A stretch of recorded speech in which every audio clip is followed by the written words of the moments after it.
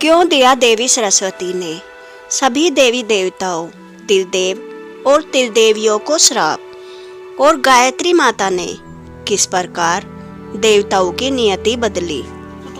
जब ब्रह्मदेव ने सृष्टि का निर्माण किया तब उसमें एक अपूर्णता थी।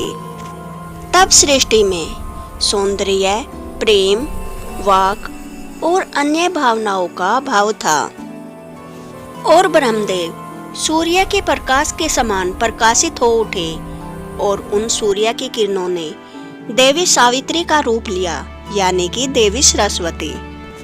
देवी सरस्वती ने अपनी नाद शक्ति से अपनी कच्छपी वीणा का निर्माण किया, और उस वीणा के प्रभाव से संसार सौंदर्य, वाणी, प्रेम और भावनाओं से भर गया। ब्रह्मदेव उन सुंदर देवी की तरफ देखते हैं और पूछते हैं, हे देवी, आप कौन हैं जो मुझसे प्रकट हुई है? हे ब्रह्मदेव, मैं हूँ सरस्वती। मैं तो सदैव से ही आपका एक हिस्सा थी। जिस विद्या और ज्ञान से आपने सृष्टि का निर्माण किया है वह मैं ही हूँ। अभी आपको स्मरण नहीं होगा, परंतु माता भुवनेश्वरी ने सृष्टि के निर्माण हेतु मुझे आपको शक्ति के रूप में प्रदान किया था। उसके पश्चात ब्रह्मदेव और देवी सरस्वती अपनी लीला से अनंत सृष्टि का निर्माण करते हैं। सृष्टि के निर्माण के पश्चात ब्रह्मदेव देवी सरस्वती से कहते हैं, हे प्रिय, सृष्टि का निर्माण पूर्ण हो चुका है। अब इसके कल्याण के लिए हमें एक यज्ञ करना होगा।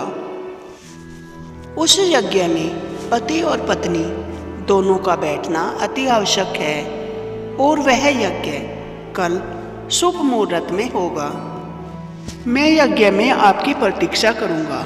आपको शुभ मुहूर्त से पहले पहुंचना होगा। अगले दिन ब्रह्मदेव पुष्कर में यज्ञ भूमि पर सरस्वती देवी का इंतजार कर रहे थे, और दूसरी तरफ देवी सरस्वती यज्ञ में जाने के लिए तैयार हो रही थी। यज्ञ में भगवान विष्णु, इंद्र आदि देवता पहुंच जाते हैं। उधर देवी सरस्वती से मिलने देवी लक्ष्मी, उमा और भगवान शिव पहुंच जाते हैं।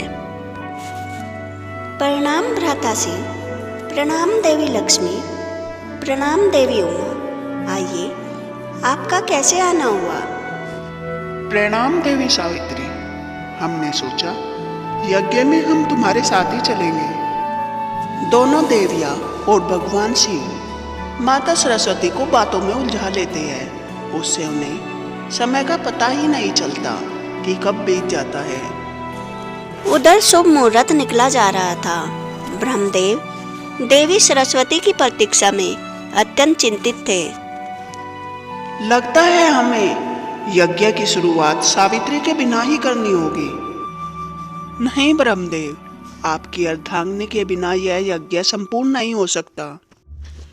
अगर ऐसी बात है तो मैं पुनर्विवाह करूंगा। इंद्रदेव, जो भी तुम्हें शीघ्रतम अविवाहित कन्या मिले उसे शीघ्र मेरे पास ले आइए।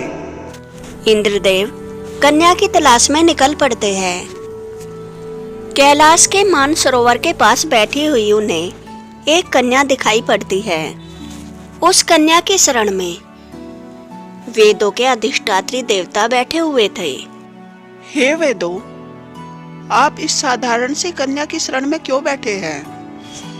हे इंद्रदेव, इस कन्या का पराब्रह्मण का ज्ञान इस संसार में हर किसी से सर्वश्रेष्ठ है। अपने योग निद्रा में पराब्रह्मण का स्वप्न देखते हुए भगवान विष्णु और अपने योग में पराब्रह्मण को चित्रित करते हुए शिव और इस सृष्टि के रचयिता ब्रह्मदेव, जो सदैव पराब्रह्मण पर ध्यान केंद्रित किए रहते हैं, उन सबकी निराकार पराब्रह्मण की समझ इस कन्या के सामने कुछ भी नहीं। हे देवी, इसका तो एक ही हल हो सकता है। ब्रह्मदेव के लिए उचित वधु आप ही है।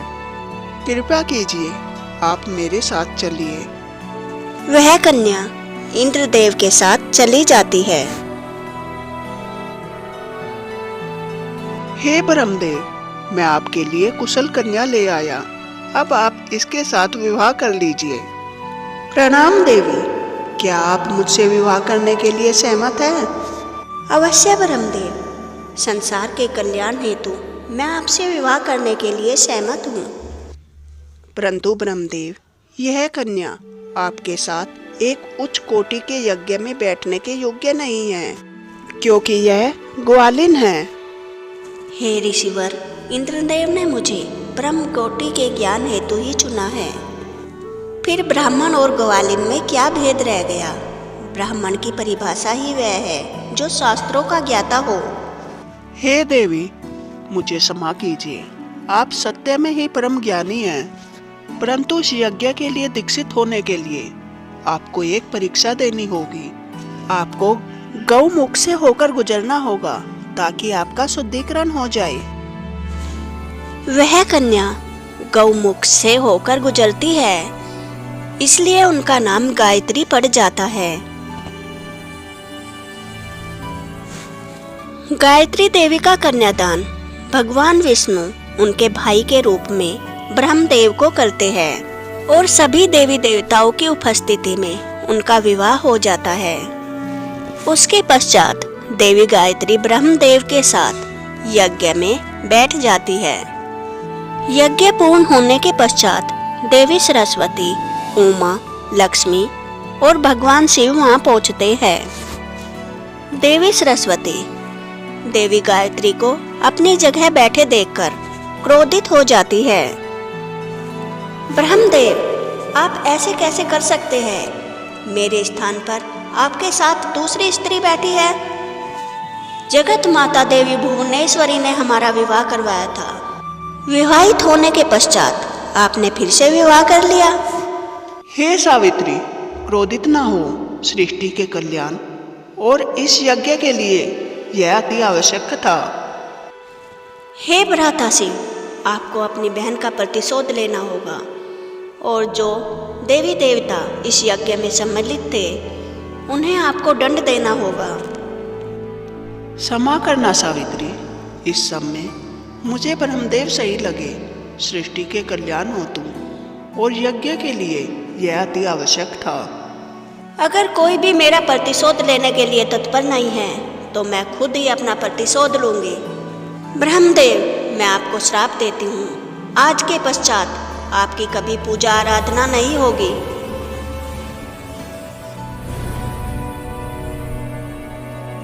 हे नारायण, जिस प्रकार आपने इस कन्या का कन्यादान करके मुझे मेरे पति से अलग किया, उसी तरह आप भी अपनी पत्नी से अलग हो जाएंगे। हे अग्निदेव, आपने इस यज्ञ की आहुति को स्वीकार किया, इसलिए मैं आपको श्राप देती हूँ। संसार में जो भी कूड़ा करकट होगा उसे स्वीकार करने के लिए आप विवश हो जाएंगे। हे इंद्रदेव, आप इस कन्या को लेकर आए। मैं आपको श्राप देती हूँ। राक्षस आपको बंदी बना लेंगे। आप अपने परिवार से हमेशा के लिए बिछड़ जाएंगे। हे ऋषियों, मैं आपको श्राप देती हूँ। आप सदैव भिक्षा पर ही निर्भर रहेंगे। आप कभी भी धन संपत्ति संचय नहीं कर पाएंगे। हे भ्राता शिव, आप अपनी बहन की रक्षा ही नहीं कर पाए। आप पुरुष होने योग्य ही नहीं हो, इसलिए मैं आपको श्राप देती हूँ। आपकी कभी भी पूजा पुरुष रूप में नहीं होगी। हे सूर्यदेव, आप इस विवाह के साक्षी थे, इसलिए मैं आपको श्राप देती हूँ। आपका ताप आपके परिवार के लिए ही असहनीय हो जाएगा। हे देवताओं, मैं आप सभी को श्राप देती हूँ। आपका राज कभी स्थिर नहीं रहेगा। स्वर्ग लोक को आप बार बार हारते रहेंगे। यह पुष्कर की भूमि जिस पर यह विवाह हुआ है, इसे मैं श्राप देती हूँ। यह फलहीन हो जाएगी और यह एक रेगिस्तान बन जाएगी। जब देवी उमा और लक्ष्मी देवी सरस्वती को शांत कराने की कोशिश करती है तो क्रोधित होकर वे उन्हें भी श्राप दे देती है। हे देवियों, आपने भी मेरा साथ नहीं दिया, इसलिए आप दोनों कभी अपनी कोख से किसी को जन्म नहीं दे पाएगी। देवी सावित्री, आपने हम सभी को तो श्राप दे दिया, अब यह भी बता दीजिए देवी गायत्री के लिए आपका क्या दंड है? नहीं नारायण, इसमें गायत्री की कोई गलती नहीं। ब्रह्मदेव और मेरे नाते की रक्षा करने का दायित्व आप सभी का था, न कि गायत्री का। और माता सरस्वती वहां से चली जाती है। देवी उमा और देवी लक्ष्मी माता त्रिपुर सुंदरी की आराधना करने लग जाती है। हे श्री माता, आपकी पुत्री अत्यंत क्रोधित है। अगर आपने आकर उसे अभी नहीं संभाला तो विनाश हो जाएगा। देवी उमा और देवी लक्ष्मी की आराधना से प्रसन्न होकर देवी त्रिपुर सुंदरी प्रकट हो जाती है। सभी देवी देवता उनके समक्ष हाथ जोड़ लेते हैं। रुष्ट न हो पुत्री सरस्वती, ये सब मेरी ही लीला थी। गायत्री और कोई नहीं, तुम्हारा ही रूप है। जिस प्रकार तुम मेरी विद्या स्वरूप हो और लक्ष्मी समृद्धि स्वरूप है और उमा शक्ति स्वरूप है, इसी तरह गायत्री मेरा सार है। गायत्री ही वह माध्यम है जिसके द्वारा पूजा, आराधना, मंत्र आदि मेरे तक पहुंचते हैं। गायत्री को अवतरित करने हेतु ही मैंने ये लीला की थी। हे माता, मुझे क्षमा कर दीजिए। भले ही मैं विद्या का स्वरूप हूँ, परंतु मैं आपकी यह लीला नहीं समझ पाई और रुष्ट होकर मैंने सभी को श्राप दे दिया। हे माता, अब क्या होगा? ये श्राप तो मैं वापस नहीं ले सकती। पुत्री सरस्वती, तुम्हारा कार्य संपूर्ण हुआ। अब समय आ चुका है देवी गायत्री अपनी लीला दिखाए। माँ त्रिपुर सुंदरी के आशीर्वाद से देवी गायत्री अपने पंचमुखी रूप में आ जाती है और माता अंतर्ध्यान हो जाती है। सभी देवी देवता माता गायत्री की शरण में आ जाते हैं। हे माता, हमें श्राप मुक्त कीजिए। प्रथम ब्रह्मदेव, भले ही आपकी आराधना ना हो, सूर्य और मेरे माध्यम से जो आराधना होगी वो आप तक पहुंचेगी। नारायण, आप अपनी पत्नी से बिछड़ेंगे तो, परंतु उनसे पुनर्मिलन भी होगा। हे इंद्रदेव, आपके पुत्र आपको राक्षसों की कैद से छुड़ा लेंगे। देवी उमा, देवी सरस्वती, भले ही आप अपनी संतान को अपनी कोख से जन्म न दें, परंतु आपको संतान सुख अवश्य मिलेगा। हे शिव, भले ही आपकी आराधना पुरुष रूप में न हो, परंतु लिंग रूप में बहुत ज़्यादा होगी। ऐसे ही माता गायत्री धीरे धीरे सबके श्रापों को उल्टा कर देती है। अगर बसंत पंचमी के अवसर पर देवी गायत्री और देवी सरस्वती की यह कथा अच्छी लगी हो तो वीडियो को लाइक करें, कमेंट बॉक्स में जय माता सरस्वती, जय गायत्री देवी अवश्य लिखें।